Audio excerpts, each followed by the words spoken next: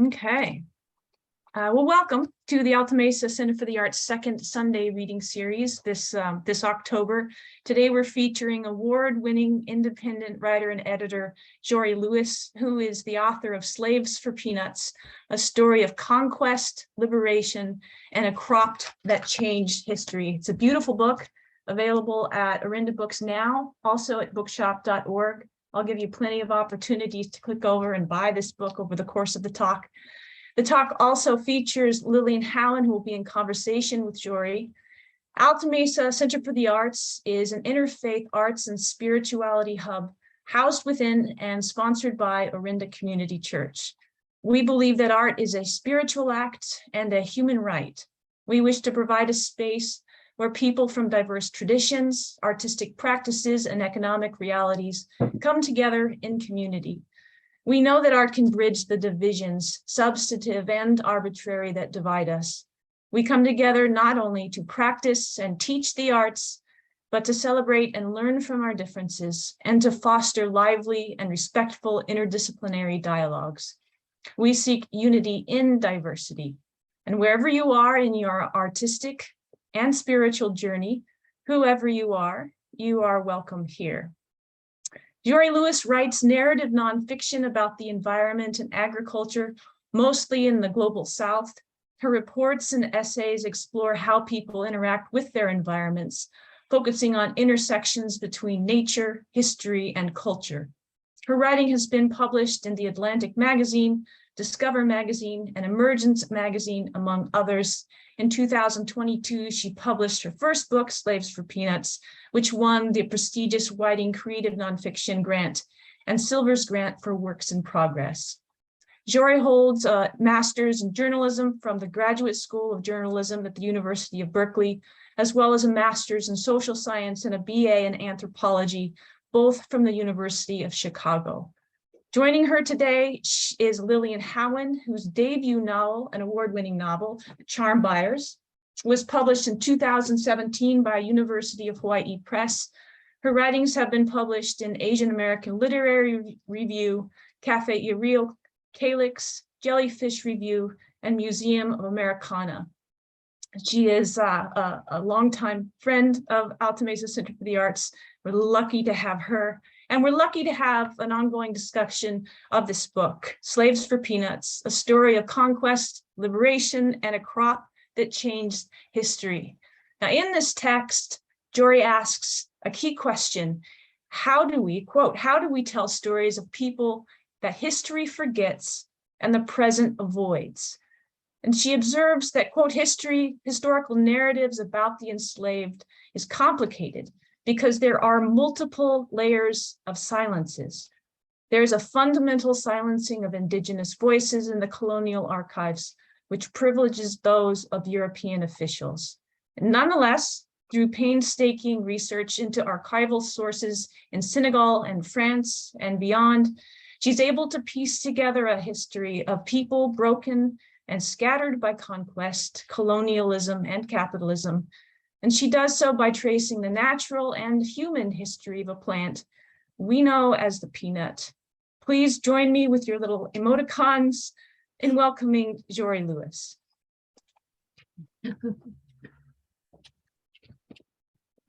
Oh, thank you so much, Mary, for inviting me. And thank you for the Alta Mesa Center for the Arts and Lillian for introducing me to all of you.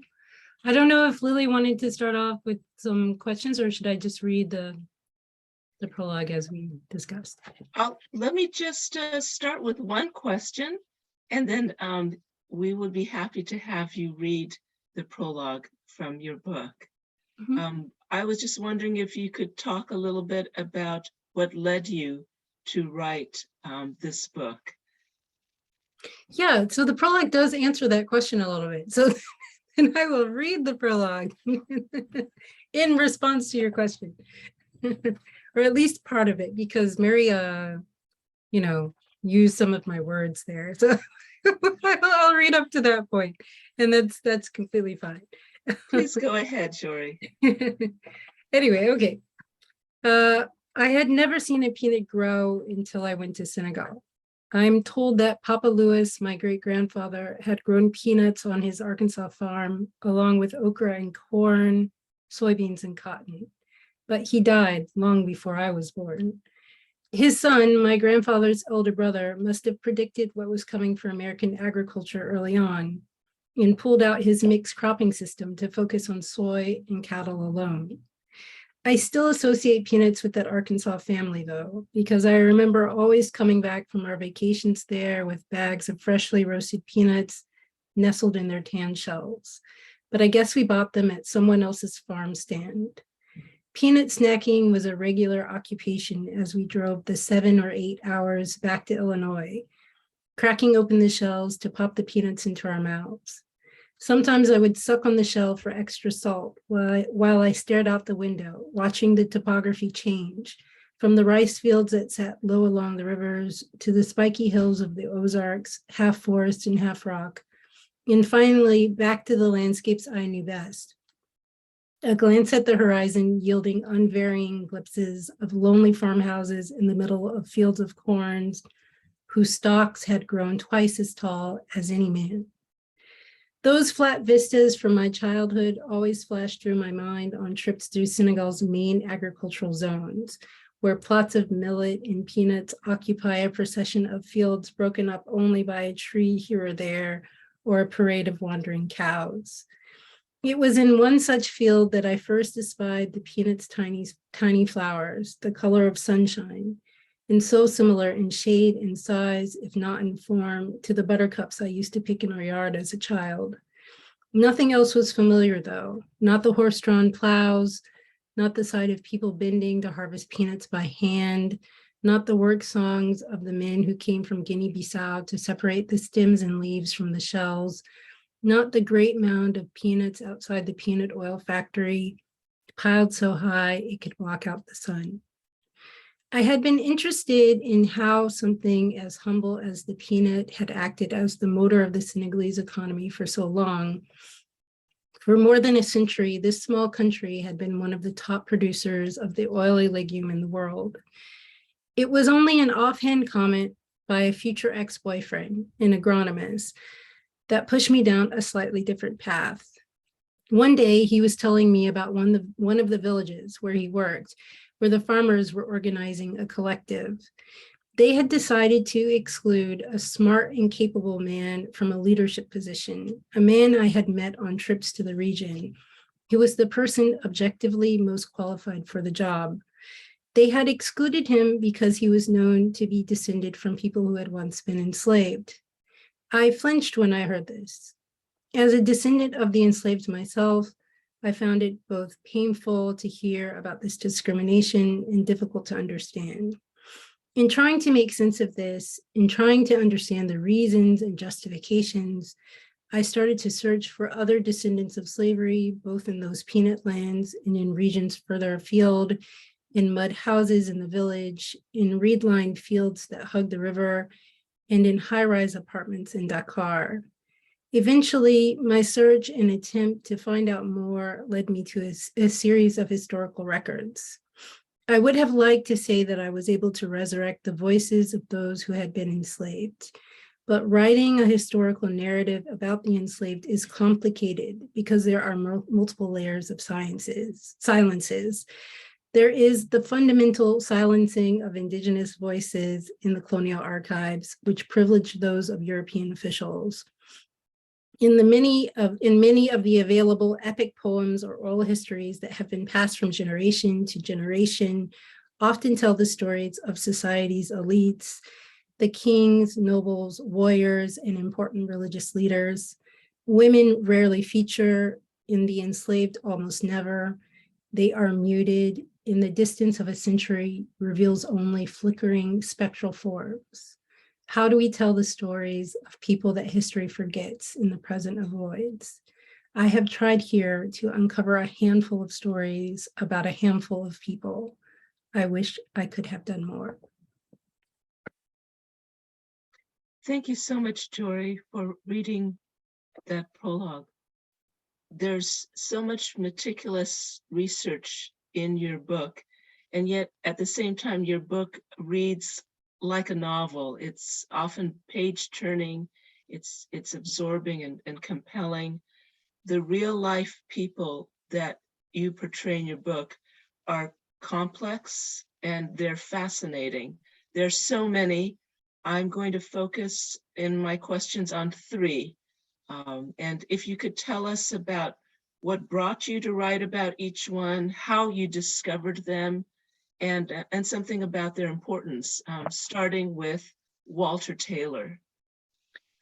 Yeah, so Walter Taylor is kind of the heart and soul of the book, really. He's the main, in a way, like the main protagonist, even though he's also a very complicated person. So how do we start? So yeah, so Walter Taylor, the book is taking place, for people who just don't know anything about the book is sort of taking place in the late 19th century, the mid to late 19th century in Senegal. And Walter Taylor sort of emerged to me, like I found out about him because I found that there had been a Protestant missionary who was a Black man from Sierra Leone who established this thing called a refuge for runaway slaves. So several things about that didn't make sense. One, that there was a Black missionary in the mid 19th century, that he had come from Sierra Leone. So there's this kind of like global sort of cosmopolitanism about this is happening. I didn't understand that, that they were Protestants, right? Because it's Senegal's a French colony and France is mostly Catholic. It's still mostly Catholic, and Protestants, in the 19th century were still sort of just like, still sort of recovering from decades, centuries really of religious persecution in the French sphere.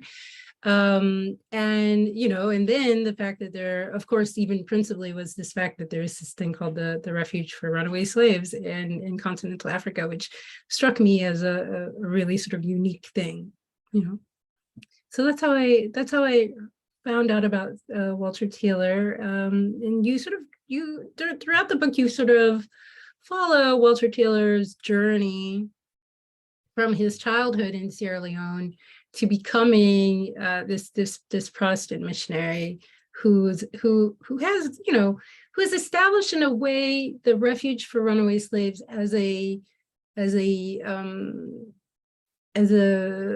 project to gain converts, right? So like on one level, you understand this project as self-interested, right?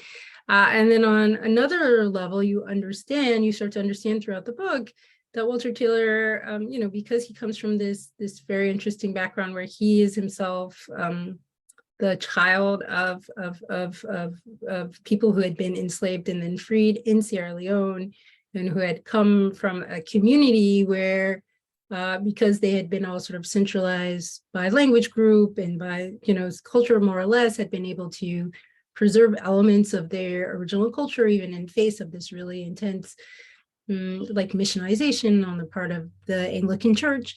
So you come to understand like that Walter Taylor, he's sort of like playing both sides, right? Like he's both attempting to convert people to increase the kind of profile of the mission and to justify in a way the budget that he's been given.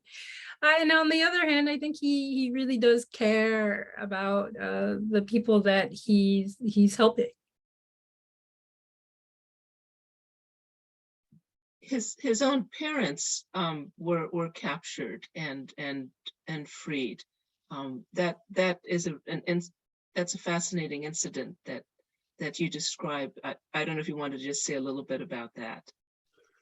Yeah, I mean, I don't know if you want me to read that section. Well, I mean, so Walter Taylor comes from Sierra Leone, from Freetown. I think Americans don't really understand the project of Freetown. Right? I think they think it's just like Liberia and isn't, right?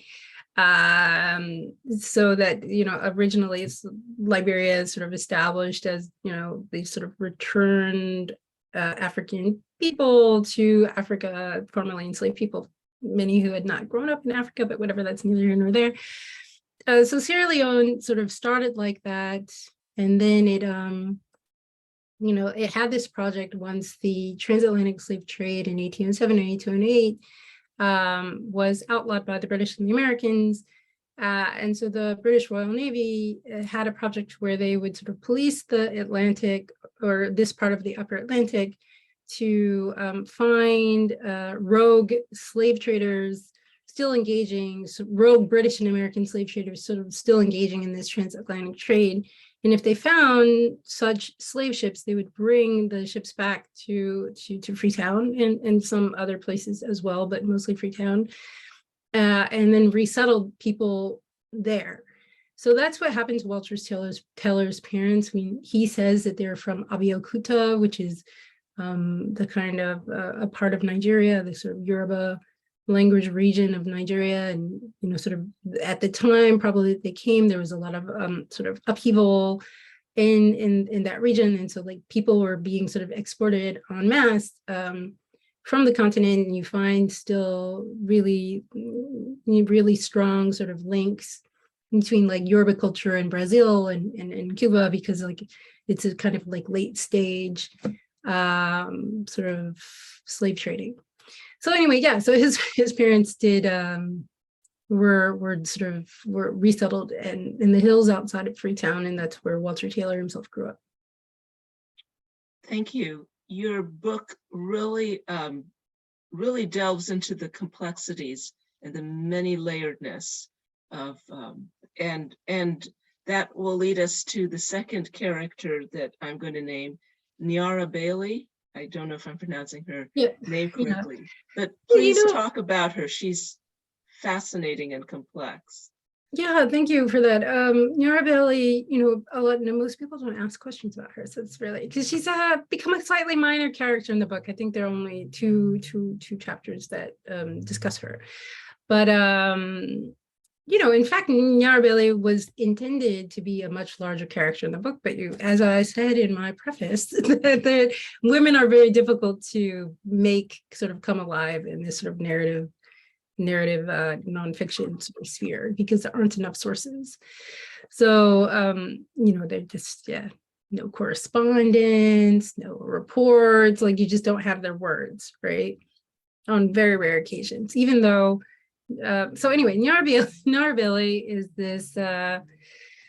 this woman who's living in what the French called the Southern Rivers, but it's really corresponds to what's Guinea Conakry today. I think even a region, this particular region is sort of like north of Conakry, if you want to know.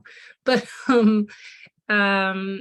she was the daughter of a kind of mixed race headman, with kind of like the Portuguese had a sort of long influence on the river. Like the Portuguese had established relationships in this particular area really quite early on, like after their initial, let's call them explorations, even though that's not exactly the right word, but like their trips down south to see what the African coast looked like. They established very early on these sort of trading posts in the Guinea rivers.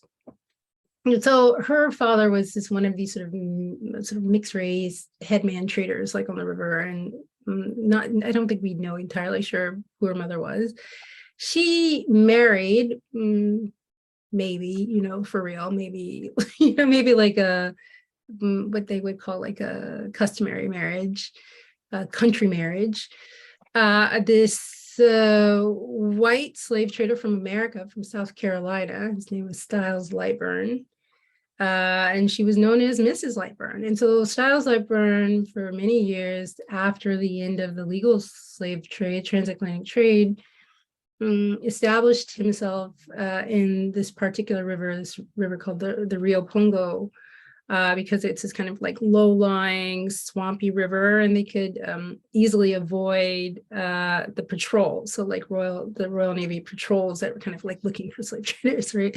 So then, so that's basically the main thing. So later, after they've been kind of caught a few more times, they kind of develop this subterfuge where they use enslaved people who've been traded mostly down from the Fouta Djallon, which is this area in the highlands in the north, they used the enslaved people to cultivate coffee at first, and then peanuts on apparently extremely large plantation, like where there were at least some source said some 5,000 enslaved people working on these plantations. And then when the time was right, they would be able to sell them across the ocean. So this was kind of like part of their project. So later, Styles' life sort of disappears. We don't really know what happens. Maybe he died, maybe he went back to America, who knows.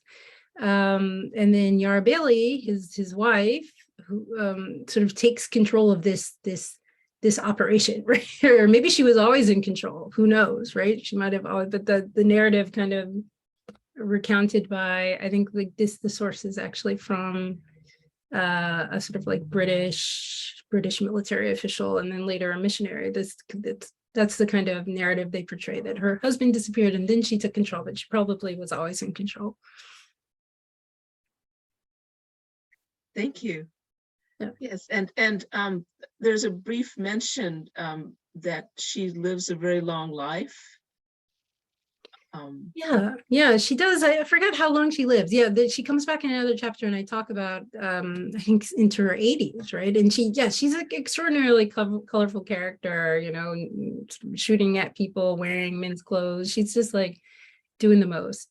And she ends up like converting to Christianity. So that's where she pops in this sort of missionary document, right? Because we have to always position like where we get our information from, like, so it's coming from this missionary. So that's the most important thing to him. And it's only sort of tangentially interesting to him that she has like this sort of operation or whatever, where she has a lot of workers, let's call them, but who knows what they're really doing. Thank you. Just there's so many just fascinating people. It's when I'm reading, it's like a movie. It all comes, everything comes alive with these just intriguing personalities, which brings us, I guess, to the third and last person that I want to mention and ask you about. But I urge everyone to read this book because it's populated by just fascinating people. But could you talk a little bit about Lat Jor? And apparently his horse is quite famous too. Yes, yeah. So Lat Jor, in previous talks, I've compared Lat Jor to like George Washington. He's like a national hero. Of course, it's not exactly the same as George Washington because he did win, but against the colonizer. But yeah, so Lat Jor is the Damel, or the king of this kingdom called Kajor. And Kajor is it's like it's hard to explain a little. It's sort of like, but anyway, like at the time, as I explained in the book, that the French didn't really have any territorial control in West Africa really at all. So they have established themselves. This is different from sort of settler colonialism. They're just like dipping in and out on like islands or coastal points to trade, essentially, in their military outposts to like look after their interests and look after the interests of their merchants, but they don't have any territory. So the French at this time have two main territories, this island called Gorée, which is near Dakar, the capital now today, but Dakar wasn't really a major city then, and Saint-Louis, which was the main sort of French capital. And so Kajor is actually sitting like in the middle, like really just dividing those two cities from each other. And at the same time, Kajor is as the trade in peanuts starts to develop, Kajor has become recognized as a kind of like ideal place to grow peanuts itself, right? Because it has the proper soil, it's just the right climate, it's the best place to grow peanuts. So Lat Jor is the king of this place, this territory, this kingdom called Kajor. And he is attempting to negotiate the sort of world that's sort of changing. He's negotiating with the French, he's negotiating with other leaders, he's treating with them, he's double crossing people, he's doing everything, right? Just kind of trying to maintain his position, right? and maintain, maybe say like the integrity of his land in this world that's essentially changing. Since eventually the French want to, as we all know, the end of the story, the French want more territorial control, and they start pushing for this this railroad, a railroad that would go through the middle of Cajoar, and that kind of ends up sort of blowing up the crisis with Latjor. Since we have historical hindsight, we might look at Latjor as more of a William Wallace character, like as like Braveheart and right. upholding independence and your account of the final battle and his heroic horse, and there's yes, the horse. I forgot about the yes. No, he's been purported to be like a person who loved horses, and he had like this main horse, this horse called Malau, and he rides his horse into his final battle even, and so it's epic. It's really like everything. It's a huge story. And apparently, I think is it I don't know if it's the French or one of the lackeys of the French has a magic bullet made. Right. Yeah. That well, it wasn't the French. It was his frenemy, his former general who betrays him. See, now I've ruined the book, but you won't remember what I just said. It's fine. Like, read the book. Yeah. Thank you. Yeah. Throughout his life, Walter Taylor is contending with the meeting of and conflicts between different religions, traditional religion versus Christianity, the rival Christianity, Protestants versus and all the denominations, all the intrigue, and then Protestants versus Catholics. Can you talk a little bit about how this shapes his life and ministry? Yeah, of course. I just saw that someone wants me to read again, so it's like maybe I should read. I mean, I can read the part about the Gungun, maybe, and like maybe that in a way answers the question, presumably. Please go ahead. I can set it up a little. Walter Taylor, he's a bit of a cipher. You never, and this is because of my understanding of like who he is comes mostly from almost entirely from this 20 years of correspondence that I managed to find with the Protestant mission, the office in Paris.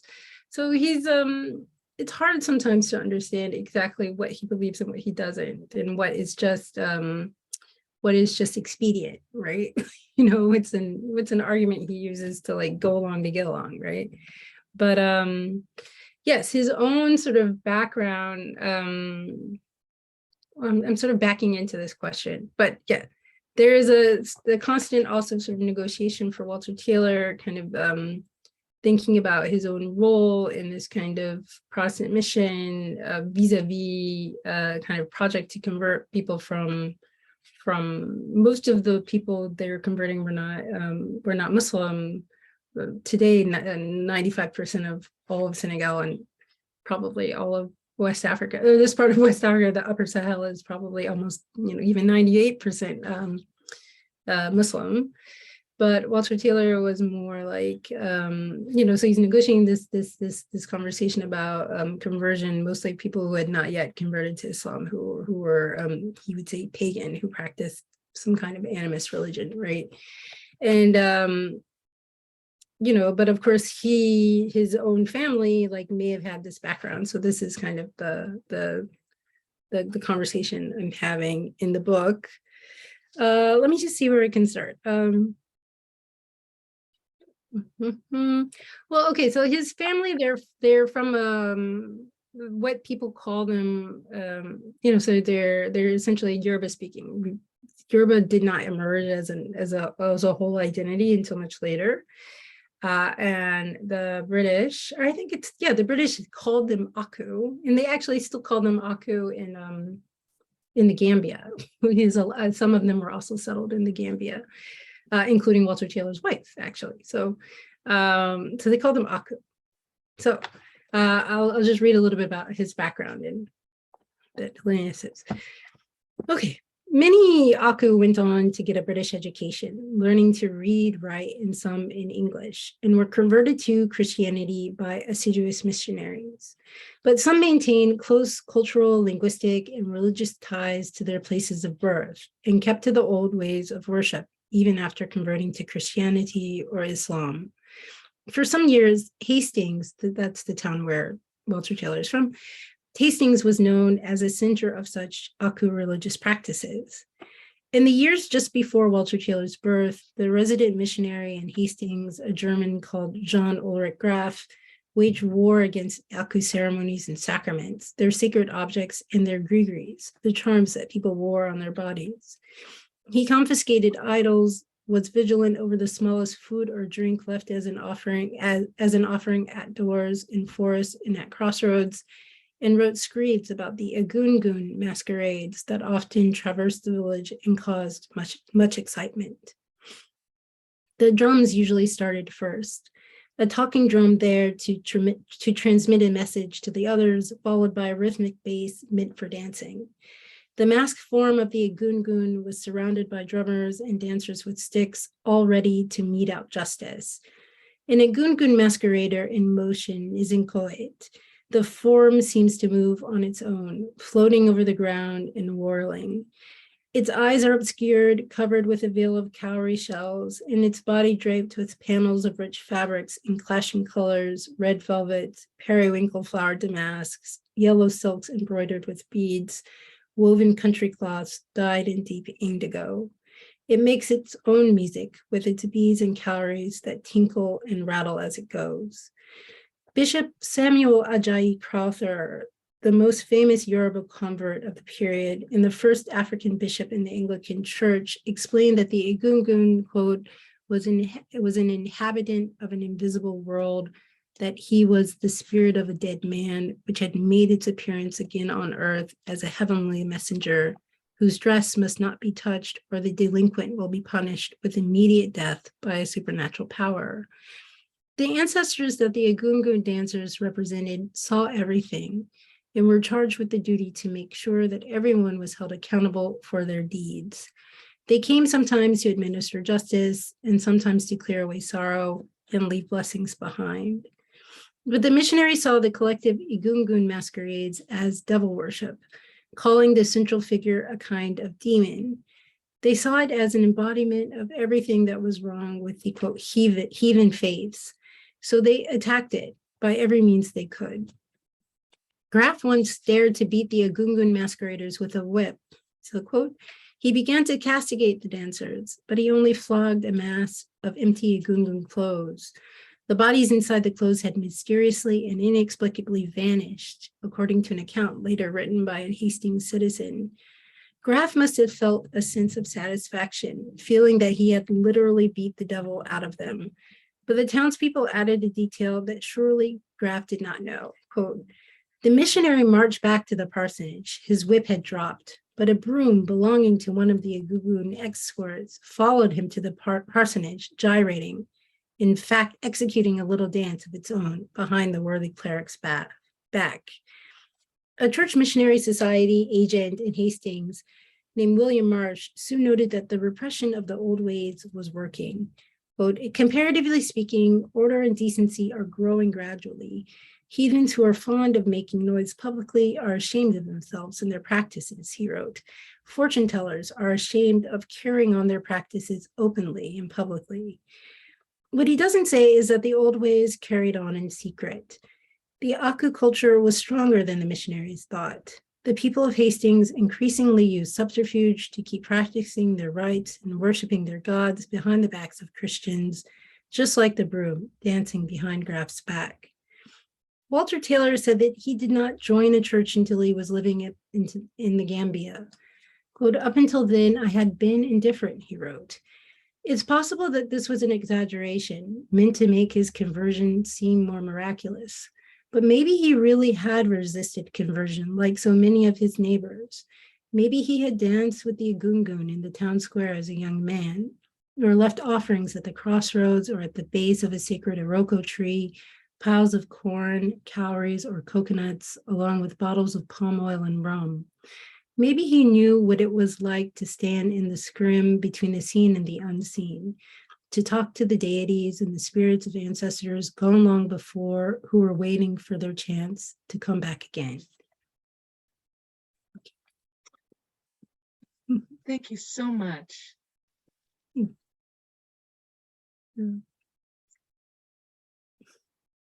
I almost don't want to break the magic of that excerpt. It's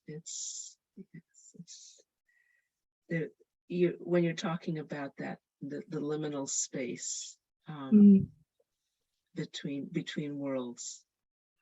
Yeah, it's interesting because and it's funny. I did a residency in Brazil, in Salvador, in this island, in this island off the coast of Salvador, and I was lucky enough to see an Ngugu masquerade there in person, and I couldn't take photos because it's like it's still very secret, and it sort of struck me this kind of line actually, because again, like this movement that I explained that Walter Taylor's parents were kind of interrupted, like led, directly to Brazil. And so like, this is this place where this ritual is still practiced and still like living, and, it's really interesting. So yeah, I think that's where I was even inspired to bring it so much to life, is just by having that experience. Yes, thank you. And mentioning Brazil, I was just wondering if you could talk about where Kajor is. I think, you're speaking about West Africa, Senegal, what will become Senegal, but maybe just to draw a little picture of us verbally as to where Kajor is, where the peanut cultivation is taking place, and where it's located, and why its location and geography is really important to the peanut cultivation. Well, I did just explain, right? Like that it's between the sort of two parts. But I mean, Senegal, if you don't know where it is, Senegal's in the kind of, it's West Africa, but above the bulge, it's like closer to the desert. Senegal's just under the desert, part of like Mauritania is the desert and Senegal is part of the Sahel, and then it kind of further south you go, it moves down to the like Sudano belt, so it's a little bit, but it's mostly a kind of let's call semi-desert culture. And then Dakar is today the capital, and it's the westernmost point in continental Africa, so that gives you also a kind of indication of where it is spatially. And then, again, like I mentioned that Kajor sort of sits between, at the time in this 19th century, like the places where the French were established. So they're established on this island called Gorée, which is very close to Dakar, so very close to the westernmost point in continental Africa, and Saint-Louis, which is really directly, like it's still right at the border. Like you could, from Saint-Louis, you could walk to Mauritania. So you could walk, it's very close to the desert itself. Saint-Louis is an interesting place. It's an archipelago. I sort of describe it in the book. That is, there's sort of one main island, and there's another sort of barrier island, and it really is. It's a sand spit, and people have sort of established themselves there. And then there was a sort of another island where other people were living. So it's a kind of sort of interesting, sort of topography itself. So Kajor is in the middle of these places. So it's interesting for merchants just because it's close right, to their ports and to where they live, because they're living in the main cities. And then it's what's sort of important about Kajor and the name Kajor, according to all the sources, actually means those of the sand. And so it gives you also an indication of like the quality of the soil, because it's south of the desert. It's got this nice sort of sandy soil with good drainage, which is exactly what the peanut needs to grow. Like the peanut doesn't want to grow in like a clay soil. If you put it in a clay soil, you would never get the peanuts out. right? Because they grow. Actually, maybe you don't know. People don't know that peanuts grow beneath the ground.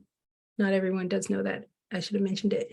But yes, peanuts grow beneath the ground, which is why sandy soil is a benefit to its cultivation. And yeah, it has this perfect growing season, 3 to 4 months in Senegal. It's just everything's right for the peanut. Thank you, Jori. And I think that we've all, I don't know if I'm reading the audience correctly, but it seems that we're all enjoying listening to you're talking about your book and also reading from your book. I was wondering, maybe you could read a last excerpt, maybe about the caravan. Sure. Because you're in talking about where your book is located geographically, you also speak about these caravans that are coming from the interior. Yeah. And Sure. maybe read us a bit about that. There are maps in the book, just so you know. So,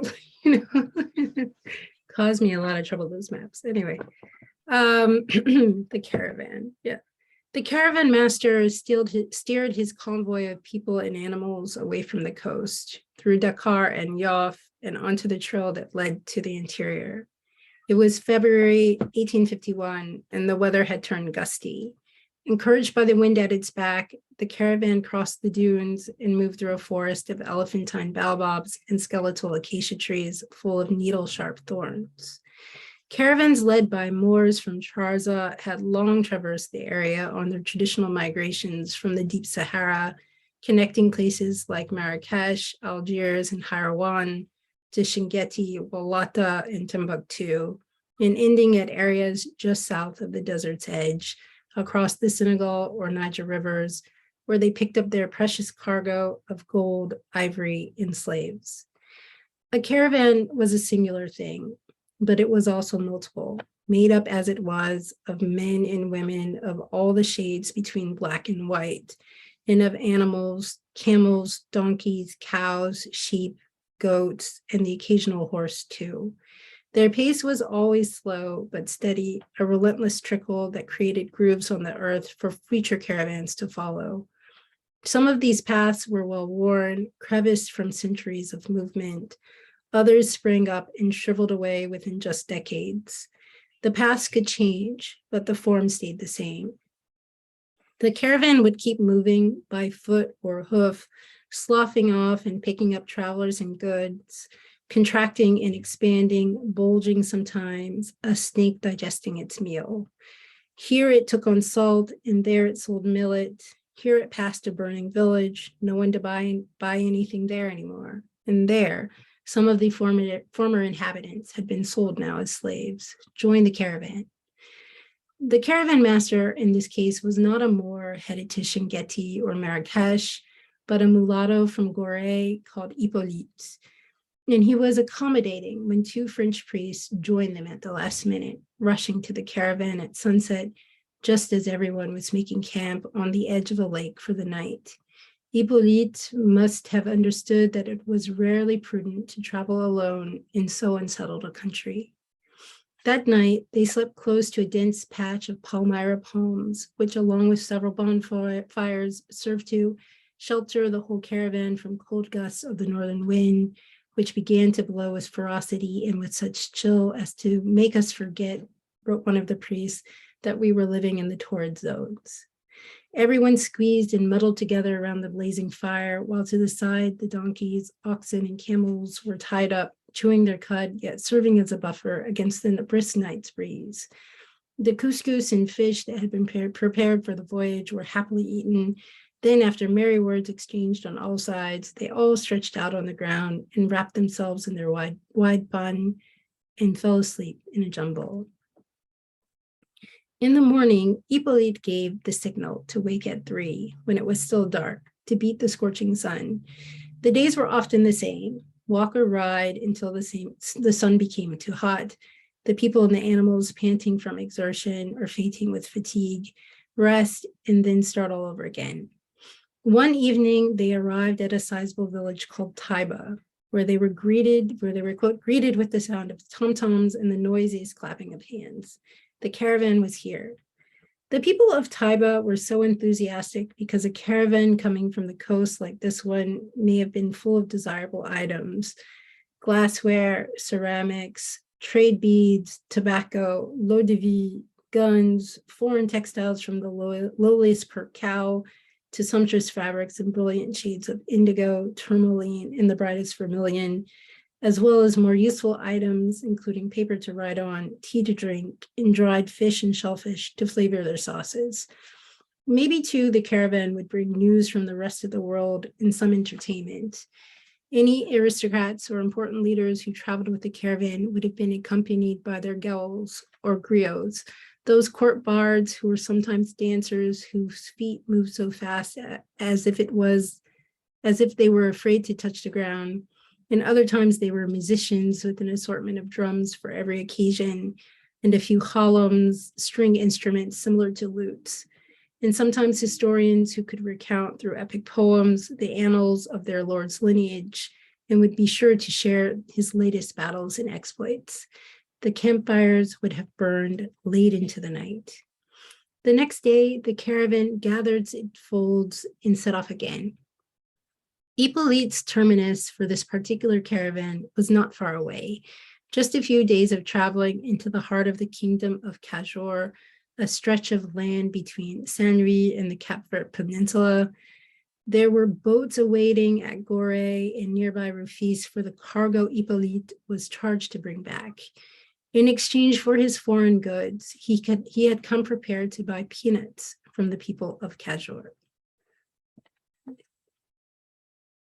All right. Thank you so much. Your book is so powerful. Its voice is without glossing over or shirking from the agonies and the pain that you describe. It's nonetheless a magical book. Oh, thank you. We could talk for a long time about it, but I'm wondering if, Mary, if there's questions from the audience that maybe people would like to ask Jori. Maybe we'll stop here, the discussion here, and get questions from the audience. Feel free to ask a question in the chat or raise your hand. I did have one question too, just to start off about the grotesque foil of the caravan, which seems to be the railroad that comes through and is, and I wonder how much that was responsible for, as much as any war, for the end of some of the cultures and the villages that existed there before. I mean, I don't know if we can say that cultures have ended, right? Like, of course they still exist. Yeah, I mean, I think that's one sort of story. Like, the book is called The Story of Conquest, Liberation, and a Crop That Changed History. So this is one sort of mode, one way of conquering the land is like, offering infrastructure that essentially like destabilizes the sort of traditional power structures in the region, So yeah, I think the French even probably, I mean, I think they even, knew that, right? I don't know if I put that in there. I think I did. There's a quote, I think, from one of these engineers at the beginning. He says, like, this train will assure that we have domination over these Black people or whatever, something like that. So they very much knew, like, yeah. Lorenda, would you want to speak this beautiful statement? Sure, Mary. I put it in the chat. I didn't know you want me to talk. So thank you so much for this book. Fills in so many gaps on so many levels. And every time I say, not going to purchase another book, Mary has a party like this, and then there goes my bookshelf. But I wanted to ask, what gift did this book give you? And then also, what surprised you most, or what was your greatest learning? I don't know. I'm not sure what gift the book gave me. That's a good question. I'm gonna have to like chew on that, maybe like sit with it for a while. It would surprise me the most. I mean, like the book is, it was a long journey and I spent many years on this book. Apparently I had been under contract for 7. So yeah, it was a long time. So I don't, I think I knew, again, like starting in that initial moment I describe in the preface, which was like, I think in 2011 or 2012, right? So it's a long time between having that realization that, yeah, of course I had known that there was slavery in Africa, and I didn't know how people like had lived that slavery, like how it had affected them. And so like that continues to kind of be one of the things that I'm constantly trying to uncover. And that I don't know if it was surprising, I wrote an essay years before, I think just when I got this book contract. I wrote an essay about like descendants of slavery in Senegal, like what they're, how they're, what the descendants of the enslaved in Senegal, what they're, what's happening with them today, and kind of some political movements, how people are still stigmatized in some places. And what surprised me, I would say, like there was, and it's actually the story that I used to close the book, although maybe I don't explain it as such. I just kind of take from that essay.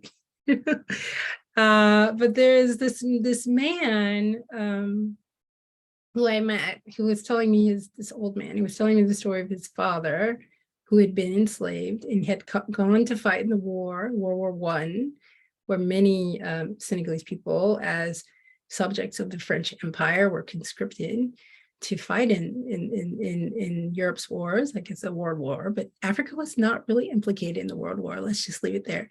But so he had been conscripted to fight in World War I. He came back to his village, where the people there still wanted him to be enslaved. And this is in fact even after there's a secondary abolition of slavery in the French Empire in 1905. So this is well after that period, right? So, he tells me this story. He just is like, his father refused that he had come back from the war and he refused. And I remember sitting there and thinking like, oh, this is like my grandfather, this is my grandfather coming back from World War. My grandfather fought in World War II and like came back. Actually, that's the story. My grandfather came back from World War II and decided he didn't want to work on no farm. He was going to become a mechanic, right? He started his own, like mechanic, whatever, I don't know how, mechanic business. And then he owned a bunch of service stations, and he was like it was just like his thing. He decided he didn't want to do the things he did, especially in that old village where our people came from, which was like, although they had not been enslaved in that village, I think my grandmother's family had been, but still the history was too like heavy, so he didn't want to do that. So it just reminded me so much about like how so many just those correlations, I think, with like sort of Black American history and like seeing like those through lines, Thank you. When you finish chewing on that question, just let Mary know so she can tell us. I will. Thanks again. Yes. Sure, we have time for one more. Oh, sorry. Go Lily. ahead, Mary. No, I was saying we have one more. Otherwise, Yeah, please. Jori, you yourself have a fascinating journey as to how you came to Senegal, and I just wanted to mention that you and I had met because of the French language, that when you're talking about people going to fight in World War I from Senegal, Tahitians from Tahiti had gone to fight in World War I too, where even though the war was not involving Tahiti, and one of the great leaders of independence for Tahiti is not independent, but fought in World War I and said no when he came back, no, we're going to fight for independence now. But I was wondering if you might mention a little bit about your own journey to Senegal, and maybe talk about that even though French, similar to my background, French is my first language, but in Tahiti, there's, Tahitian is now taught in schools, and there's many different types of languages in the South Pacific. But if you wanted to mention a little bit about what is other languages spoken in Senegal, as well as your own journey there. Well, I'll first respond to the first thing you said. I mean, I think that although this book is very clearly about Africa and a very small part of Africa and, sort of French colonialism, I think that I try to draw in the way, I think that there's this sense that we think like, Africa could, join a global economy like much later. But I think that we have to, this book is also kind of a project to understand like how intertwined like all these forces are within Africa. So like the peanuts, which we haven't mentioned, the peanuts that are being grown in Senegal are being used to make soap in France. The same administrators that are coming to Senegal are like also like conquering Saigon, right, at the same time. Like, you know what I mean? Or like, like this other kind of French administrator had cut his teeth in Algeria, right, which is the sort of longest, maybe not longest, it's a main sort of French colonial project. And in fact, these French missionaries, I believe, if I'm not mistaken, did go to also Tahiti, like these Protestant missionaries, right? Because there's a lot of Protestants in Tahiti. In fact, I think one of the missionaries, the missionary who succeeded Walter Taylor, I think eventually goes to Tahiti. Was it Tahiti? I think he did go to Tahiti and then died there. And I think he was murdered. Don't quote me on that, but there's like a whole like dark story actually after this, right? But yeah, so there are these like, these entanglements of empire apparently, so that are important to the story, but not just like French empire, but to the whole kind of like global economic empire, right? Yeah, so how did I get to Senegal? I came there on a fellowship in 2011, and then I just stayed. So that's basically how I ended up there. I spoke French when I went there, and I tried to learn the main local language is a language called Wolof. And my Wolof's never been very good. In fact, I asked my husband, and my husband speaks Wolof. He's Senegalese and grew up speaking Wolof, and I was saying something. It was like, "Oh, my Wolof's not that bad," and he just was silent for a moment. He was just like, "I'm not even gonna go." I was like, "You can't have a real conversation." So I was like, "Okay, thank you for that." But yeah, it's a very similar kind of project. Sort of happened. I mean, of course, it's similar because like the French had like one playbook, right, that they reproduced in every place, right? Like destroy. Well, not destroy. I don't know if was it their project to destroy, or was it their project only to give value to their own culture, right?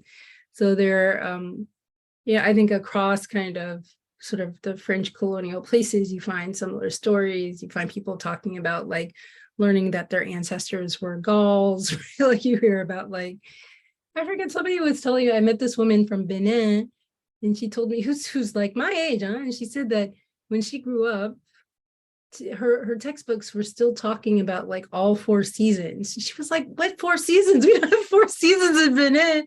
And so like, so this is still, this is still alive today. Yeah. Well, I want to thank Jori Lewis. I want to thank Lillian Howen for the time and for this wonderful discussion. If you have a chance to buy this book, read this book, hand this book on. I think it is a very important study that combines all of these seemingly disparate historical events, colonialism, capitalism, slavery, and shows just how intertwined they all are. Up next at Alta Mesa Center.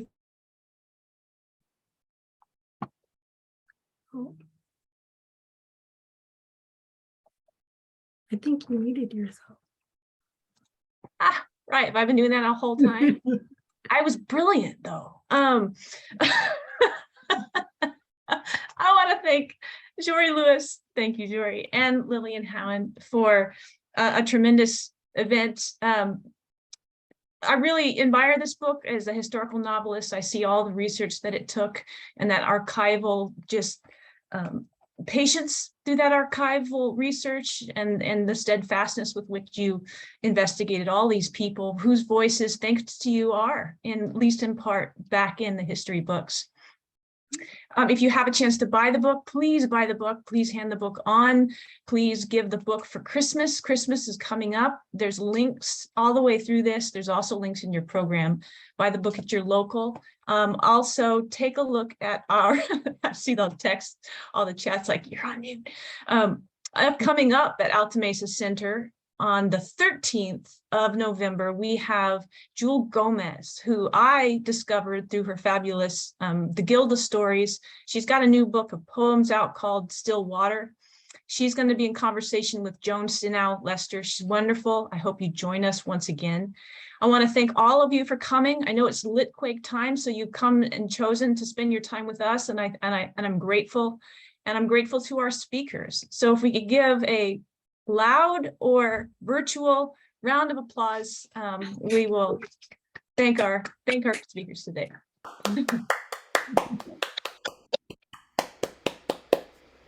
Lovely, lovely. Okay. Thank you. Awesome. Thank you.